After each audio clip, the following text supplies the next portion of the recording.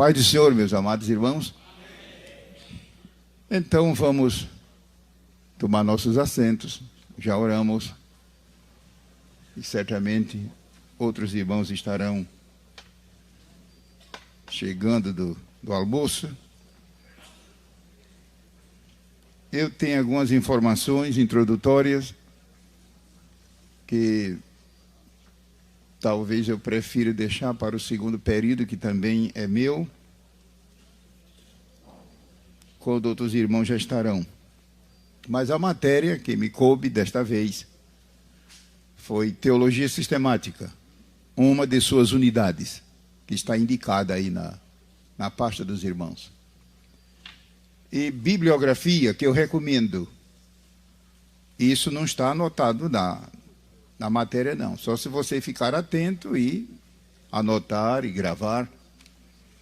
Bibliografia que eu recomendo para estudo pelo resto da vida, se for o caso. A Bíblia eu não preciso mencionar, porque a Bíblia está implícita. A Bíblia é a pedra de toque. Tudo tem que ser subordinado à Bíblia. Mas os livros são bons. Se são livros de autores piedosos, homens e mulheres que andam com Deus, que têm compromisso com Deus, compromisso com a palavra, compromisso com a igreja. Alguns livros que eu recomendo, porque conheço, recomendo, para teologia sistemática. A Casa Publicadora é quem lança esse livro no Brasil. É mais ou menos umas 700 páginas. Recomendo. Teologia Sistemática de Schaeffer. C-H-A-F-E-R. Schaeffer. O nome completo é Louis Perry Schaeffer, mas todo mundo conhece como Schaeffer. C-H-A-F-E-R. São 11 volumes. Recomendo. Recomendo. O autor, um homem cheio do espírito e piedoso. Então, 11 volumes é muita coisa. Vale a pena adquirir. No Brasil é lançado por editoras evangélicas. São detalhes que eu não devo dar para não perder tempo. Mas não vai me dizer que não temos bibliografia. Mas minha recomendação permanece de pé. Primeiro a Bíblia. A igreja está cada vez mais se enchendo de obreiros e leigos estudando teologia sem estudar a Bíblia. Meu Deus, isso vai dar numa encrenca terrível. Dúvidas, questionamento. Às vezes, meu irmão, o problema não é falta de espiritualidade. É o estudante, ou por imaturidade, ou não sei por quê. Em lugar de primeiro pegar a Bíblia, só ela. Não, ele primeiro pega os livros. E os livros são bons, se são livros sadios, mas eles não são substituto da Bíblia. Evite esta tentação. Eu estou usando a palavra tentação no sentido habitual. Evite. Então, recomendo Teologia Sistemática de Horton. Horton continua sendo o meu chefe lá nos meus trabalhos na América do Norte. Ele é presidente da comissão editorial da Bíblia de Estudo Pentecostal, da qual, pela graça de Deus, sou membro. Eu tive o privilégio de fazer a tradução e a editação para a língua portuguesa. Eu creio que você tem a Bíblia de Estudo Pentecostal. O presidente daquela comissão é eu, autor desse livro, Teologia Sistemática. É um homem de quase 90 anos de idade, mas de uma lucidez incrível e uma vitalidade que, olha, francamente, traz inveja para muito jovem de 19, 20, 25 anos. Esse segundo que eu mencionei, de Schaeffer, está à venda no Brasil, em volume separado. Outro livro que eu recomendo como bibliografia, Teologia Sistemática de Eurico Bergstein. É muito boa. É também um livro de umas 400 páginas, mais ou menos. Então, ninguém vem dizer que não tem bibliografia auxiliar. A Bíblia eu não preciso mencionar. A Bíblia é suprema. Mais um livro que eu recomendo, a própria Bíblia de Estudo Pentecostal. Se o irmão não tem, convém adquirir. Tudo lá é muito resumido, é claro. Um livro para a pessoa levar para a igreja, é claro que não pode ser uma coisa volumosa de 2.000. Então, muita gente reclama que as notas são muito resumidas, mas é normal em Bíblia de estudo. Recomendo. Mas 2 livros que eu recomendo como bibliografia. O comentário pentecostal do Novo Testamento. No momento só temos do Novo. É grande, são quase 3.000 páginas, volume único. A casa agora está pensando em reimprimir, dividindo em 2 ou 3 volumes. A razão de ser publicado tão grande não são volumes, são causas que eu não devo explicar aqui, é perder tempo. Mas houve uma razão para isso. Então eu recomendo, porque esse comentário, os autores são homens de Deus, piedosos, cheios do Espírito, alguns deles são meus conhecidos, e portanto a gente tem liberdade de recomendar. E um último, que são muitos, eu recomendo apenas esses 6. Conhecendo as doutrinas da Bíblia, de Meyer Perlman. Esse é lançado por Editora Vida. É um livro de mais ou menos umas 200 e quase 300 páginas, lançado em português já há muitos anos, há uns 40 ou 50 anos, muito bom. O autor, um homem que andou bem perto de Deus, bem perto de Deus. Se você não tem, procure esses livros. É meu dever, como professor dessa matéria, indicar fontes de consulta. Mas lembre-se, a Bíblia em primeiro lugar. Bom, prosseguindo agora com a nossa matéria, Teologia Sistemática, nós vamos primeiramente ler um versículo das Escrituras como ponto de partida e depois vamos pegar a apostila, que serve de embasamento, serve de roteiro para a pessoa não se perder. É normal. Vamos tomar o Salmo 119. 119. Também ontem pela manhã, na aula aqui da escola dominical, eu dei uma rápida informação para evitar curiosidade, porque é que eu estou com uns band-aids aqui no rosto. Band-aid, quem está perto está vendo band-aidzinho aqui, e outro pequenininho aqui, e outro. É simplesmente microcirurgia que eu fiz para remoção de sinais, por recomendação do médico, mas não é nada, não foi nada de acidente, não foi nada de problema crônico, graças a Deus não. Mas é preciso manter os band-aid por alguns dias para evitar raio do sol direto e contágio. Então, se eu não der uma explicação, você fica curioso, o que é aquilo ali? E etc. E aí, em lugar de prestar atenção à mensagem, fica prestando atenção a isso. Há pessoas que não ligam para isso, mas há pessoas que, dependendo do tipo de temperamento, até o fim da escola bíblica, vai ficar olhando para o rosto.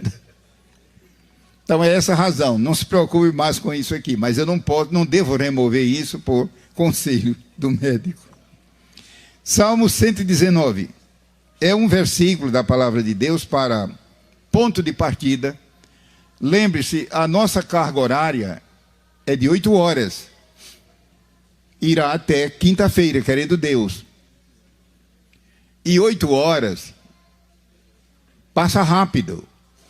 Mas, por certo, os irmãos aqui, muitos dos irmãos e irmãs aqui, são alunos de cursos teológicos, curso que eu digo, curso curricular, e certamente terão a oportunidade de penetrar fundo. Mas não se esqueça de adquirir boa bibliografia, além daquelas que, por certo, você já tem. E outros livros, olha, eu para recomendar, eu tenho que examinar. Eu sou franco nesse assunto. E outra coisa, eu não tenho compromisso com as pessoas, só com Deus e com a Bíblia.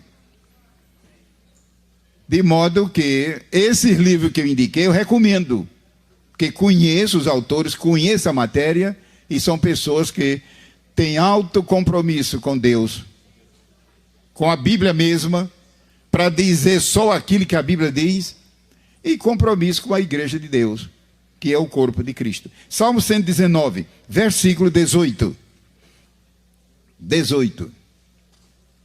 119, versículo 18. Que diz assim: é uma oração.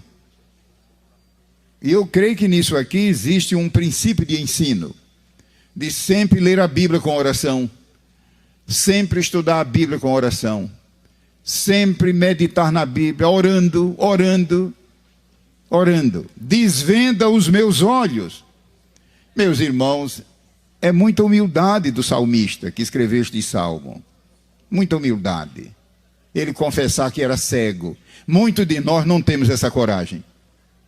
Eu estou abrindo meu coração. Muitos de nós aqui esta tarde, nós que eu digo, homens e mulheres, não tem essa coragem de dizer isso a Deus. Porque a pessoa se acha autossuficiente. Deus ia deixar de abençoar um homem desse? Com a humildade dessa?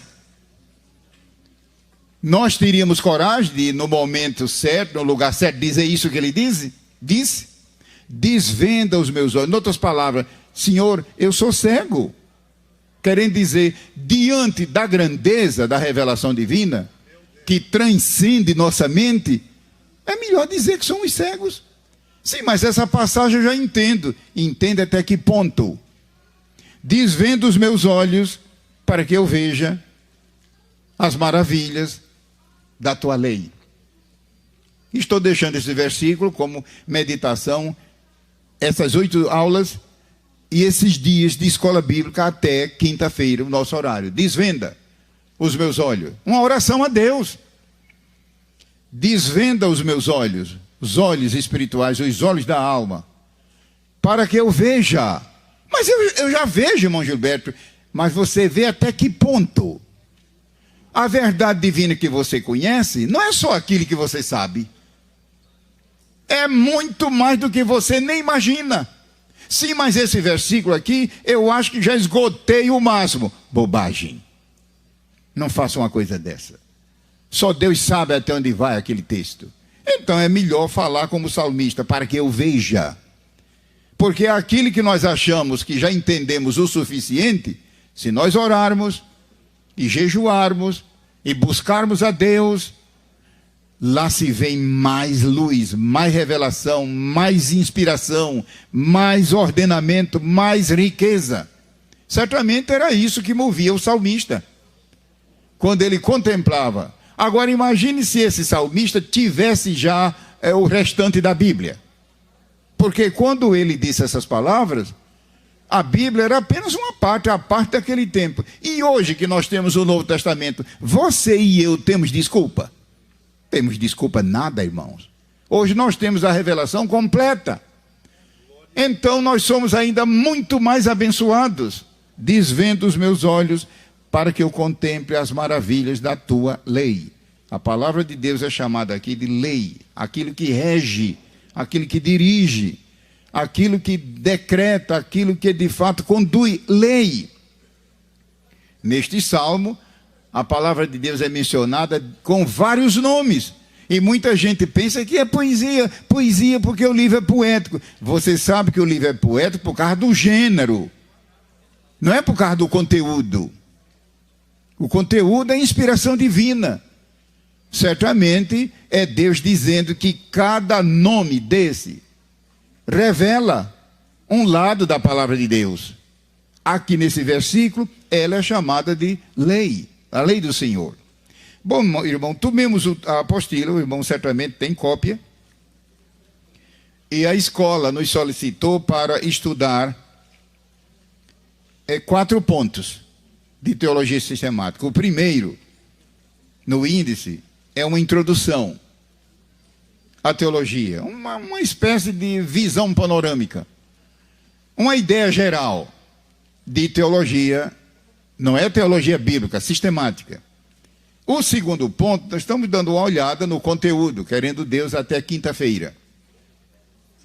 Também esqueci-me de dizer que a Casa Publicadora tomou providência junto ao pastor Edgar, o pastor José Pimentel de Carvalho, que é o presidente, para gravar essas aulas. Os irmãos estão vendo o equipamento aqui ligado. E irmão Eliel Gabi, eu creio que ele está aqui por perto, né? Eliel, você está onde, Eliel? Aqui está Eliel. Então, a casa tomou providências para gravar. E uma explicação poderá ser útil. É uma experiência que a casa está fazendo. E, por certo, vai dar certo. São muitos pedidos, irmãos, aqui do Brasil e do mundo de fala portuguesa, e também pessoas que não falam português, pedindo mensagens. Hoje, fita cassete, praticamente não existe mais. Quem tinha, tem, acabou. Mas hoje é CD, DVD, etc. Essa área avançada. É muito pedido. As livrarias, diretamente à casa, eu trabalho lá e sou testemunha disso. E a casa sondou, anotou os pedidos, examinou e decidiu. E a experiência está sendo iniciada aqui em Curitiba. É por isso que o irmão Eliel está gravando. É claro que esse material vai ser depois editado direitinho. Eu cheguei a falar para o diretor, o irmão Ronaldo, não será melhor gravar isso em estúdio? Porque a gravação tem outra qualidade, etc. Ele disse, não, eu prefiro gravar em público para ver o auditório, de modo que o seu rostinho aí vai sair para todo o Brasil, para o mundo. Venha bonito cada dia para cá, bem penteado e sorrindo sempre. Porque tem pessoas que vêm para cá, às vezes, com a cara de missa de 7º dia. Não dá, irmão. Eu sabia que vocês iam rir. Cara de missa de 7º dia. Aquele semblante descaído. Venha para cá sempre contente, etc. Os homens direitinho, barbeados e etc. E as mulheres, enfim. Porque o seu rosto, você está sendo filmado. E isso vai girar pelo Brasil e pelo mundo. De vez em quando, irmão Eliel vai enfocar o auditório, a plataforma, os pastores aqui. Eu peço que os pastores aqui, os alunos, pensem nisso. Porque às vezes a pessoa está distraída, uma perna no Ocidente, outra no Oriente, uma coisa parecida assim. E isso, na filmagem, não fica bem. Essa palavra de advertência, eu creio que poderá ser útil, que o irmão Eliel Gabi está filmando para fim, atendendo um início de um projeto da Casa Publicadora. Ou seja, gravação de mensagens evangelísticas, que não é o caso aqui da escola, mas a casa vai entrar por esse caminho. Gravar mensagem evangelística de nossos irmãos evangelistas e pregadores. E gravar também, filmar mensagens de ensino, didáticas, na área como da Escola Bíblica de Curitiba. Então, graças a Deus, que a escolha começou por Curitiba. Eu dou graças a Deus quando orava hoje pela manhã, irmão Marco Antônio. Irmão Marco Antônio estava por aqui, mas deve ter descido. Eu estava hoje de manhã orando e dando graças a Deus. Só Deus sabe, meus irmãos, as bênçãos resultantes desta escola desde que começou. Eu venho colaborando, agora completou 20 e poucos anos. Com raras exceções tenho faltado. Mas só Deus sabe as bênçãos resultantes na vida dos alunos durante esta escola, desde o seu início. Conversões, vidas transformadas, mensagens candentes, que quando são retransmitidas com oração e unção, produzem resultados maravilhosos. Enfim, edificação em todos os sentidos, louvado seja Deus. Eu sei, meus irmãos, que para a igreja é um grande investimento. E eu não sei quem paga a conta. Nem é meu papel saber, o meu dever é orar. Mas é claro que, mas eu não paguei uma inscrição, mas o investimento da igreja, só Deus sabe até onde vai. Mas Deus recompensará. Deus recompensará. A igreja em Curitiba, o ministério, a presidência, a secretaria, a diretoria, enfim. Mas que enquanto Jesus não voltar, que essa escola prossiga. Quantos podem dizer amém? Glória seja a Deus. Então foram 4 unidades. A primeira, uma introdução. A segunda, a criação e a natureza do ser humano, ou seja, a criação e a natureza do homem. O terceiro, o pecado e sua origem, natureza, descrição e consequências. As 2 aulas que eu vou ministrar agora à tarde, esta e a próxima, vão chegar até o início dessa terceira unidade. Espero em Deus, com a dosagem do tempo. Mas essa terceira unidade de ensino é bastante ampla. O pecado, sua origem, natureza, descrição e consequências. E é claro que dentro do esquema das aulas, que são apenas 8, nós temos que nos manter dentro de um controle, porque o campo é vastíssimo. Eu vou ver se nesse ponto 3, nessa unidade 3, eu vou ver se dá para encaixar, pelo menos falando, pecados que não tinham perdão no Antigo Testamento. Havia uma série de pecados que quem cometesse não tinha solução. Era morte na certa. Você conhece isso na Bíblia? Era um total de 27. Era um múltiplo de 3. E o pior, esses pecados têm seus correspondentes hoje no Novo Testamento. Só que no sentido espiritual. Significa que o repúdio de Deus continua. Aqueles pecados, hoje sim, hoje tem perdão, porque a obra que Jesus consumou é perfeita. A lei não era, a lei era um sistema incompleto. É só estudar a Epístola aos Hebreus e o Antigo Testamento. Graças a Deus pelo livro de Hebreus, que é uma riqueza para se interpretar a lei. Mas havia 27 pecados. Não tem mais nem menos do que 27 que não tinham perdão. O irmão já pensou quando alguém cometia um pecado daquele? Ele podia se despedir. Era morte na certa.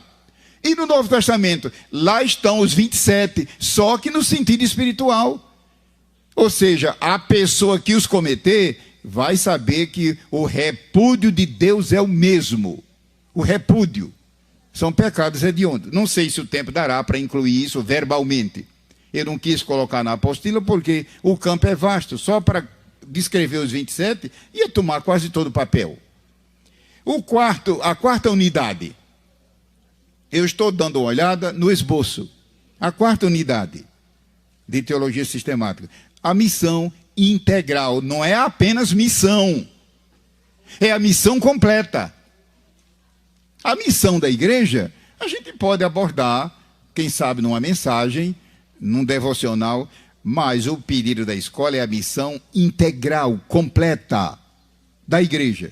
Esta é a quarta unidade e é também a última.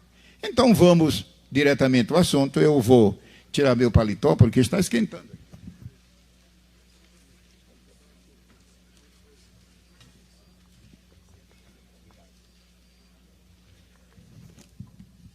Glória seja o nome do Senhor.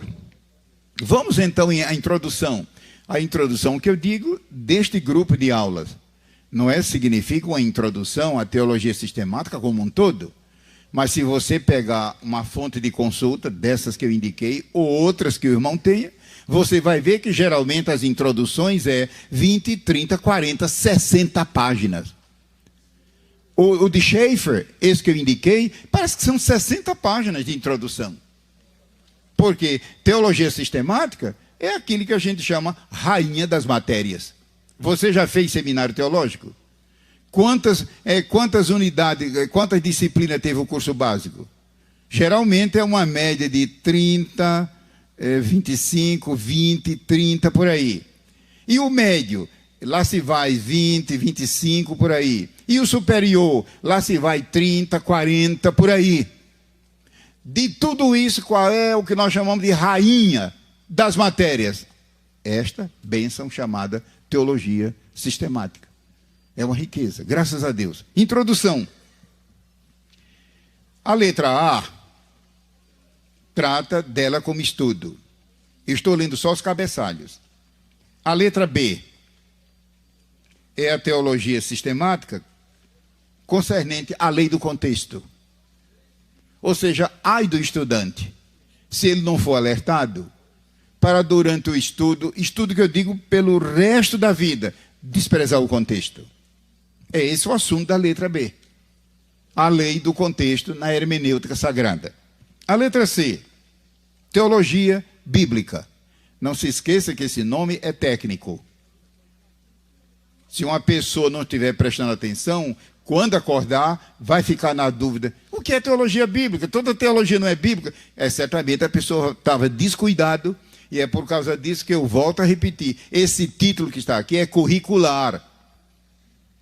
É técnico. Como tem a palavra banco, banco para você sentar em casa. E banco, o prédio onde você deposita dinheiro. Só que banco de colocar dinheiro é técnico. Em casa não é. Na Bíblia existe esse tipo de figura também. Então, aqui se trata de teologia bíblica como título de currículo. Mas nós vamos ver daqui a pouco, em teologia, o que é. Letra D. Doutrina bíblica. Em resumo, que às vezes confunde. Uma pessoa que não estuda, não viaja, não sei o quê, eles às vezes misturam doutrina mesmo da Bíblia, doutrina bíblica. Quando eu digo doutrina bíblica, os irmãos sabem que eu estou usando de redundância. Mas redundância no ensino é normal. É uma das leis da pedagogia. Só que se puder, evite. Porque doutrina com D maiúsculo, só na Bíblia mesmo. Mas às vezes tem gente que mistura doutrina bíblica com costume. Costume. Mesmo os costumes santos, eles chamam de doutrina. Evitemos esse erro. Costumes, se eles são costumes santos, originados da doutrina, não é o mesmo que doutrina. A matriz veio da doutrina. Que existe costumes que é simplesmente humanos. Eu não estou falando de costume como está no Novo Testamento. Muita gente diz que a palavra costume não está no Novo Testamento. Claro que tem muitas vezes. Se é costumes santos, originados da doutrina, então tem razão de ser. E aí vem os costumes. Então a letra D é uma nota sobre doutrina bíblica. Veja, doutrina bíblica é uma redundância. Eu sei que o auditório aqui tem muitos professores de faculdade, professores seculares. E não custa nada comer uma escola e dizer, mas toda doutrina não é bíblica. Meu irmão, em ensino, redundância é normal, para poder enfatizar. É claro que doutrina, se é extraída daqui, não precisa dizer bíblica. Mas eu estou dizendo porque em nosso meio muita gente mistura a doutrina essencialmente bíblica com costumes, mesmo os santos. E a letra E, o termo teologia, quanto à sua denotação e conotação. O termo teologia tem duas aproximações. Ele pode ser usado no sentido denotativo e conotativo. Nós vamos já dar uma olhada nisso, eu estou lendo só os títulos. E a última letra da introdução, a letra F, a classificação das doutrinas da Bíblia. Vamos então para a introdução, a letra A.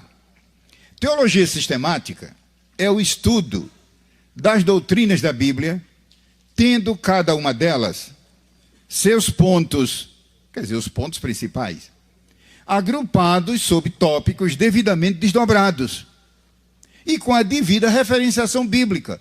É a menor definição que eu posso dar de teologia sistemática. É o estudo das doutrinas da Bíblia, dividido em pontos principais de maneira lógica, encadeada.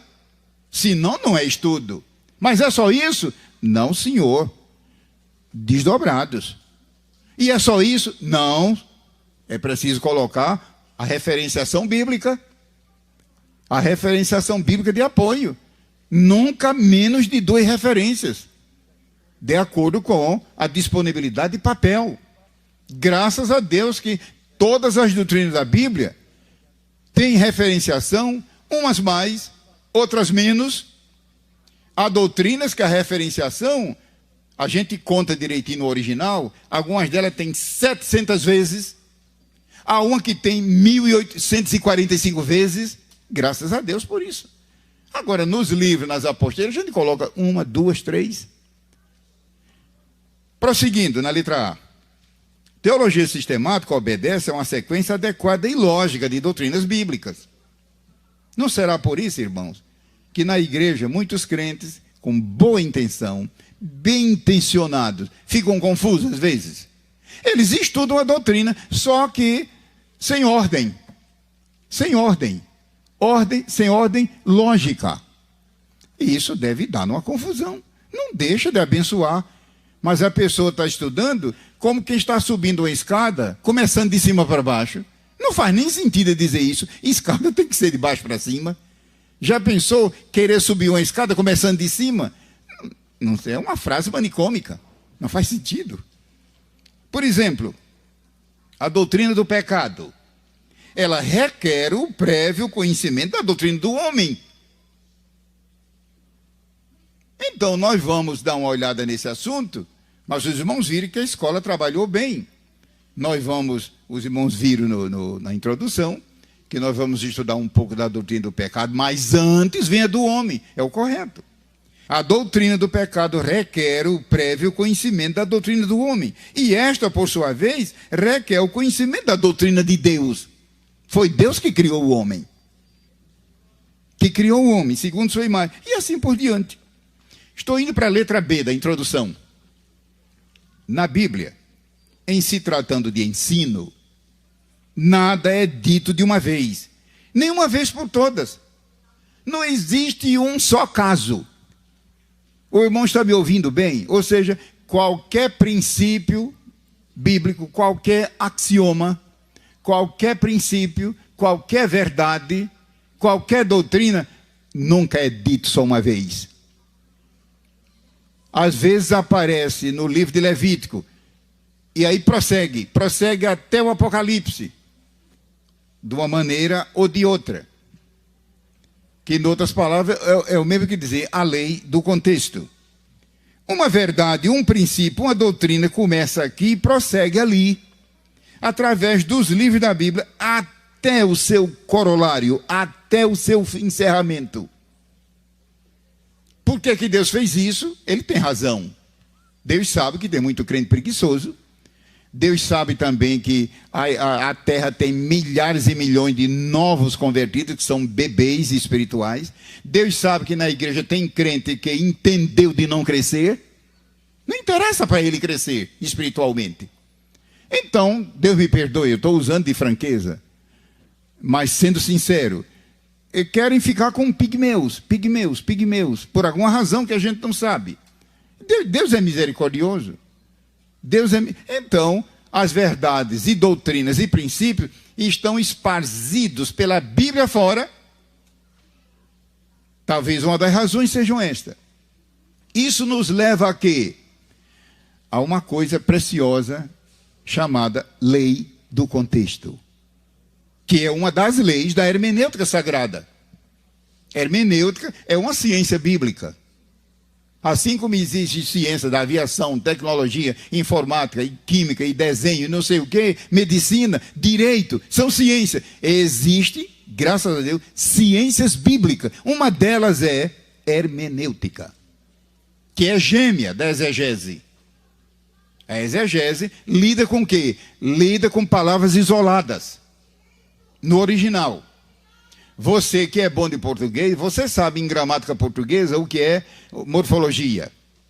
Morfologia, em língua portuguesa ou em qualquer outra língua, é o estudo das palavras isolada. Mas se eu colocar essa palavra no fio da meada do discurso, ela muda de sentido. É a sintaxe. Como você bem sabe, a mesma coisa acontece na Bíblia. Por quê? Deus vestiu a Bíblia de linguagem humana. Se Deus fosse usar a língua dele, quem é que ia entender? A língua do céu, a língua de Deus, a língua do trono, a língua dos serafins. Então Deus, na sua misericórdia, vestiu a Bíblia de linguagem humana. Eu estou dizendo no original. Eu não estou falando de língua portuguesa. O que nós temos aí no nosso banco é uma tradução. É a mesma coisa que aconteceu com a outra versão da palavra, a palavra viva, o Senhor Jesus Cristo. Ele se encarnou. Ele se tornou um ser humano, menos no que tange ao pecado. Então, voltando a essa linha de pensamento, nós temos aqui a lei do contexto. Uma verdade, um princípio, uma doutrina aparece no livro de Gênesis e vai embora até, quem sabe, o Apocalipse. Algumas terminam antes, outras vão até ali. É dever do estudante, do pastor, do professor, do crente em geral, com a graça de Deus, penetrar nessa área e não acaba mais, não acaba mais, não acaba mais. E quanto mais se estuda, mais dá prazer, mais convicção, mais alegria, mais glória a Deus, mais firmeza na fé. Louvado seja Deus por sua palavra. Os irmãos já imaginaram se nós não tivéssemos a palavra de Deus? Já pensou a Babel, a confusão que haveria no mundo? Cada um, como se diz na brincadeira, vendendo o seu peixe? Mas não, nós temos a palavra. A tua palavra é a verdade. E não se esqueça, a lei do contexto, muita gente pensa que o contexto da Bíblia é somente a parte que vem antes e depois do texto. Não, meu irmão, isso aí é a definição popular. Mas em linguagem mais profunda, há 6 tipos de contexto na Escritura. Você já estudou isso? A contento, em cursos, ou não sei como. Há 6, meia dúzia de tipos de contexto. Na leitura da Bíblia, não é preciso. Você sabe o que é leitura. É um contato visual da pessoa com o texto. Aquilo que nós fazemos cada manhã, ou à tarde, ou à noite, refletindo, meditando e etc. Eu estou falando estudar, que significa dissecar o texto com a ajuda do Espírito Santo. Eu estou usando aqui uma linguagem médica. Aqui deve ter irmãos que são médicos e enfermeiros e sabem o que é dissecar. O que é pegar um tendão, o que é pegar uma víscera, o que é pegar um tecido do corpo, um pedaço de músculo e dissecar, ou seja, reduzi-lo à expressão mais simples. É estudar com a graça de Deus e a direção do Espírito Santo. Aí o contexto é importante. Esse ponto eu não desdobrei, porque não havia espaço para isso, a escola é limitada, a aula é limitada, são 8 aulas, mas os 6 tipos de contexto vai ficar na gravação. Eu só posso ler os títulos. Nosso horário está quase findando da primeira aula. Os 6 tipos, isso aqui é a letra D da introdução. Nada na Bíblia, nada é dito de uma vez. Nada que eu digo, não se esqueça. É quando se trata de um princípio bíblico, uma verdade bíblica ou uma doutrina. Sempre, pela graça de Deus, ela é reiterada, mais luz, até chegar ao auge. No estudo, há 6 tipos de contexto. O primeiro é o chamado contexto geral da Bíblia. Em outras palavras, na Bíblia não há erro. Na Bíblia também não há contradição. Mas há um lugar aqui que eu aceito, porque é a Bíblia, mas não entendo, é uma incoerência. Não diga isso. Na Bíblia não há contradição. A Bíblia é inerrante no original. No original. Esse é o contexto geral. Ou seja, a Bíblia toda ela é análoga. Você sabe o que é análogo, analogia. Ou seja, não há contradição. A analogia é um princípio fundamental. Esse é o contexto geral. Ou seja, precisamos aprender a ver a Bíblia de perspectiva, como que está no pico de uma montanha, olhando para a praia, olhando para o solo, vendo como um todo. Há um segundo tipo de contexto, muito importante da hermenêutica, que é o contexto imediato. O nome já está dizendo. Contexto imediato é aquele que fica logo antes da passagem que eu estou lendo e logo depois. Quase todo crente sabe disso. Mas há um terceiro tipo de contexto, que não é fácil, chamado remoto. Remoto. Ou seja, uma declaração está feita aqui, o complemento, a declaração está feita, digamos, em Levítico ou em Êxodo, o outro complemento está lá no livro de Esther, mas é a mesma coisa. Já pensou como seria interessante se pudesse dar exemplos práticos, pegar o próprio texto agora e dar exemplo? Desperta muito o interesse do estudante. Se o irmão está com a memória boa e acompanhando aqui o microfone direitinho, não está distraído com nada nesse momento, para ter uma ideia do contexto remoto como é importante. Muita coisa que você diz não bate, é uma contradição, meu Deus, eu não vou discutir, eu aceito, mas isso aqui não dá para entender. Pode ser o remoto. Um rápido exemplo, rápido mesmo. Alguém se recorda das pragas que Deus enviou sobre o Egito antes de libertar Israel? Foram 9 pragas, lembra? 9. A turma por aí diz que foi 7, mas que nada. Foram 9. 9 pragas. Pragas terríveis, lembra? A praga das rãs, não sei o que lá, e lá se vai, cada uma pior do que a outra. E quando a gente lê ali no livro de Êxodo, fica dizendo, puxa vida, mas não é fácil, foi muito sofrimento, aquele povo sofreu muito, e o povo sofreu aquela catástrofe. Resultado, pode chegar a uma má incompreensão a respeito de Deus, a respeito do Antigo Testamento.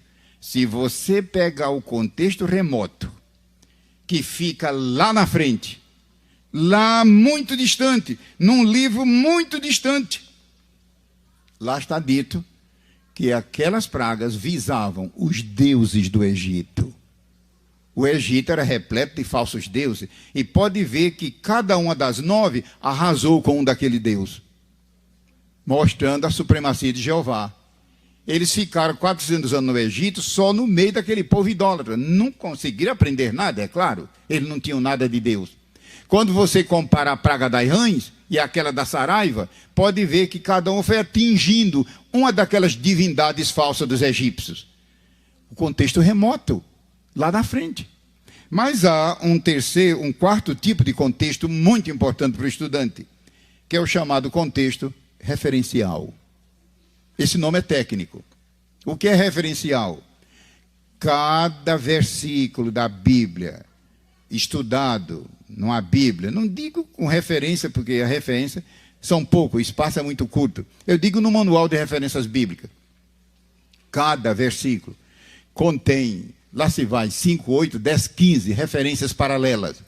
O que é a referência bíblica? É um paralelismo da Sagrada Escritura.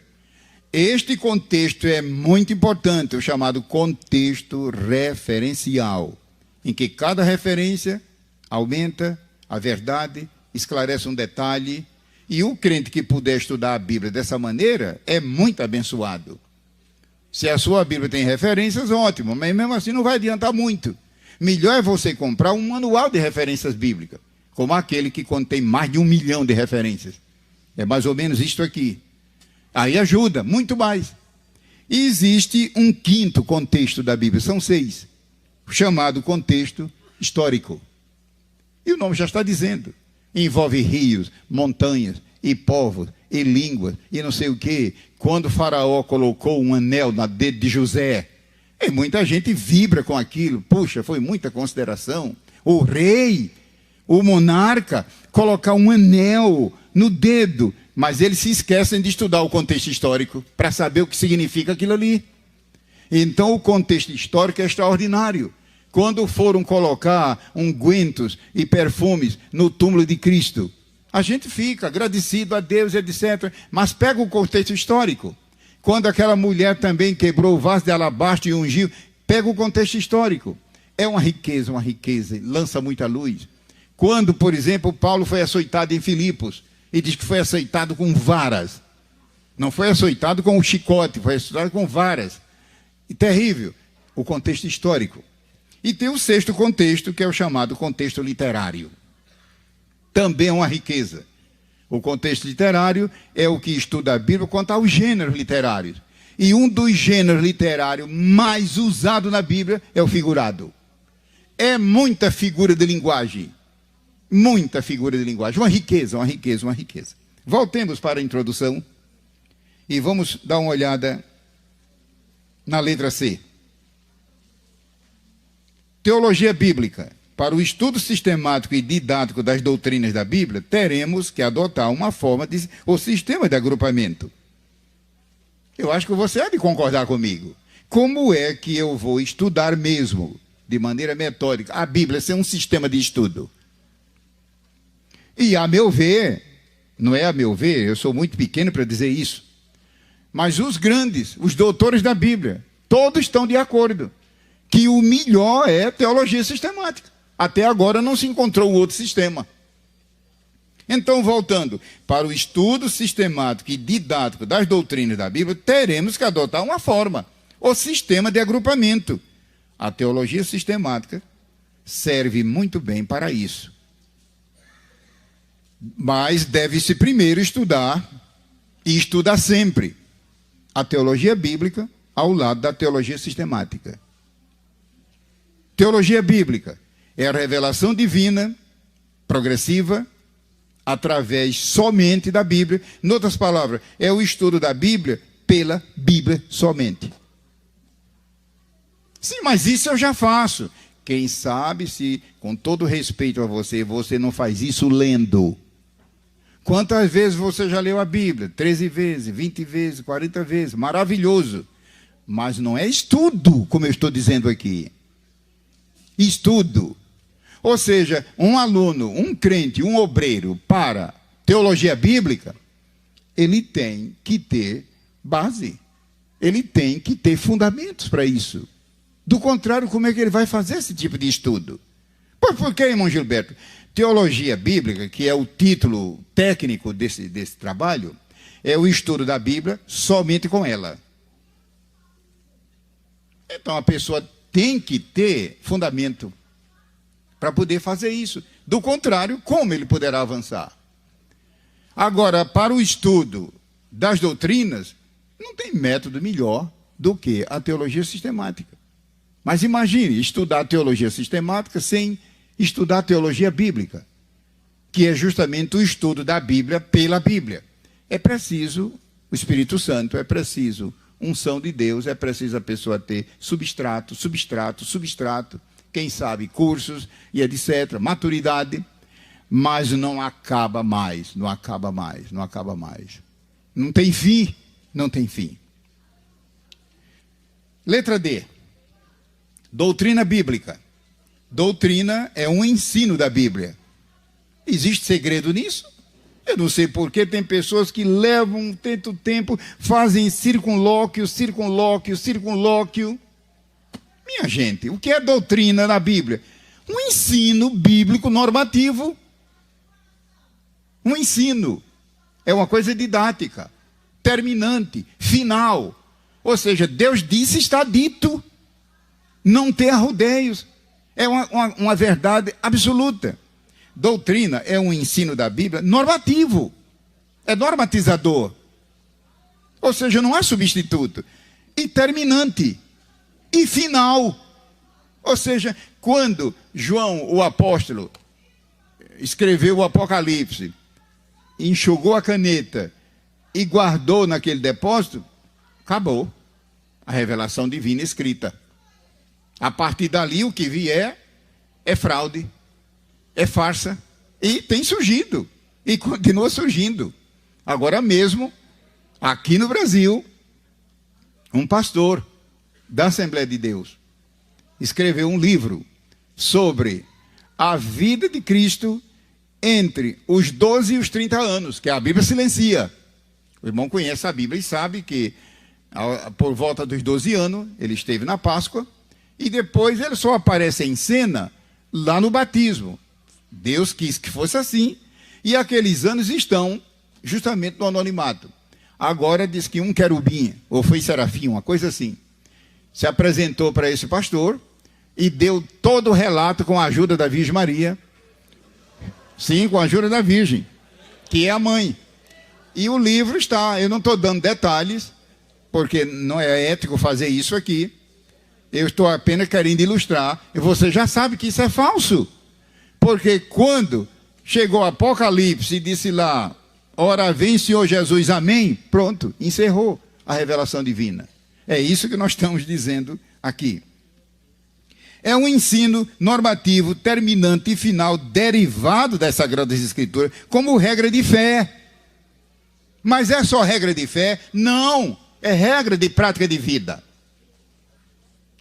Regra de fé é o nosso relacionamento com Deus. Mas o crente também tem o lado da vida, do testemunho, da compostura, do viver. É o lado que nós estamos dizendo aqui, como regra de fé e também como prática de vida.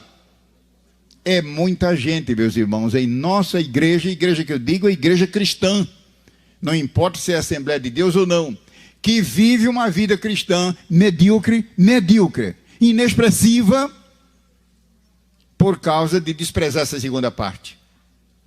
Doutrina é regra de fé, comunhão com Deus, salvação, comunhão com Deus, vida cristã profunda, vida consagrada, mas também é regra de vida.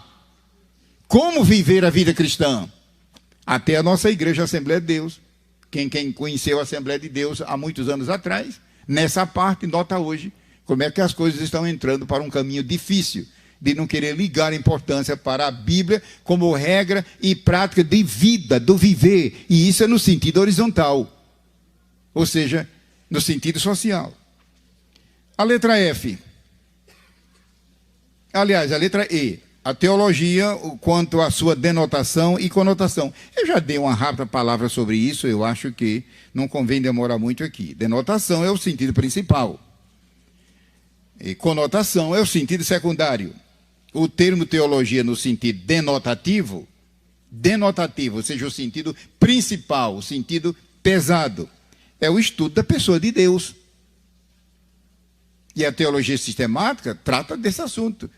Dependendo do espaço do livro, ora é pouca coisa, ora é muita coisa. Por exemplo, a obra de Schaeffer, ele tem, se eu não me engano, 100 e poucas páginas, só tratando de teologia, a pessoa de Deus. Esse é o sentido denotativo. Mas a teologia tem um lado conotativo. Vamos ver agora. O termo teologia, no sentido conotativo, é o estudo das doutrinas. Qualquer doutrina da Bíblia. Então, de vez em quando, a pessoa se usa microfone, prega pela rádio, ou escreve artigo, boletim da igreja, tem que tomar cuidado com isso para evitar um erro. Teologia tem um sentido denotativo, que é o estudo a respeito da pessoa de Deus. É um estudo profundo. E é claro, parcial, porque quem pode penetrar? Como disse Jó no capítulo 10, quem é que pode chegar a Deus? Quem é que pode chegar à perfeição de Deus? Quem pode chegar ao caminho de Deus? Ninguém. Mas Deus é tão bom que ele não se fechou num casulo. Só eu criei o céu, criei a terra, criei o homem, criei o mar. Eles agora que cuidem. Não. Deus não é deísta, Deus é teísta. E ele, por sua graça, se revela nas Sagradas Escrituras. Mas não é só através das Escrituras, ele também se revela através da natureza. Natureza que eu digo com N maiúsculo, a criação. Ele também se revela através da consciência. Se a consciência for uma consciência limpa, uma consciência santificada, uma consciência ativada pelo Espírito Santo. Mas qual é a maior revelação de todas? O Filho, o Senhor Jesus Cristo. Ele veio para dar a revelação plena. Então, não se esqueça que teologia tem o sentido denotativo e conotativo. Conotativo é teologia significando doutrina por doutrina por doutrina. Letra F, que é a última da introdução. Eu acho, irmão Marcos, que ainda temos um minuto. Bom, que bom, vamos correr e aproveitar esse minuto. Letra F da introdução. A classificação das doutrinas da Bíblia. O irmão já entendeu que quando se fala de classificação, pode ser do corpo humano, pode ser de um prédio que se vai, enfim, ferramenta, classificação. Você já entendeu o que significa ordem. Primeiro, segundo, terceiro, A, B, C, D, F. Primeiro, classificação é ordenamento. Ordenamento. As doutrinas da Bíblia, elas devem ser estudadas com ordenamento. Não vá confundir ordenamento com ordenação. Eu estou falando de ordenamento, colocar algo em ordem. E veja na letra F. Para fins de estudo, eu dou inclusive um alerta aqui. Muitos crentes e igrejas não conseguem se aprofundar no estudo e compreensão das doutrinas, porque estudam sem organização, sem método, sem ordem, sem sequência, sem propósito, sem muita atenção e sem muito interesse. Para fins de estudo, todas as doutrinas da Bíblia podem ser situadas em 3 grandes grupos. É claro, meus irmãos, tem muito mais de 3. Eu estou dizendo de maneira global. 3 grandes grupos. O primeiro, doutrinas da salvação. Então, o meu conselho, se você é um crente novato, um obreiro novato, é que dê prioridade a esse grupo. Ah, mas eu não aguento, irmão. Tem uma coisa aqui que parece uma coceira, eu tenho que avançar. Controle-se, peça graça a Deus e estude primeiro as doutrinas da salvação. Seu espírito, com a graça de Deus, e estude com prioridade as doutrinas da salvação. São mais ou menos umas 25. Eu digo mais ou menos porque depende da maneira de agrupá-las. E já pensou quanta riqueza não há num conjunto de 20 a 25 doutrinas? Essa é a primeira prioridade. A segunda, as doutrinas da fé. Em outras palavras, da vida cristã. A palavra fé é uma figura, uma sinédoque. Fé significando a vida cristã, que é um conjunto de umas 35 a 40 grandes doutrinas da fé cristã. Ou seja, Deus colocou em sua palavra doutrina para todas as necessidades da igreja, todas as necessidades do crente. Essas doutrinas precisam ser conhecidas, disseminadas, obedecidas, postas em prática para uma vida vitoriosa. Veja o terceiro grupo. Doutrinas do porvir, ou seja, das coisas futuras, que é uma média de 10 a 15. Depende da maneira de agrupá-las. Às vezes o livro é um livro assim de 100 páginas, mas às vezes é uma obra de 500 páginas, e o autor tem espaço para desdobrar. Mas é uma média de 10 a 15 grandes doutrinas do porvir. Mas se lembre, em terceiro lugar, não será essa a razão, porque é tanta gente confusa com escatologia, mas aquela besta que aparece lá e aquela outra, e o número 666, e aí começa a criar problema, inventar isso e aquilo. Deveria primeiro estudar o grupo de doutrinas da salvação, porque tudo parte dali. Então, alguma coisa sobre classificação das doutrinas da Bíblia.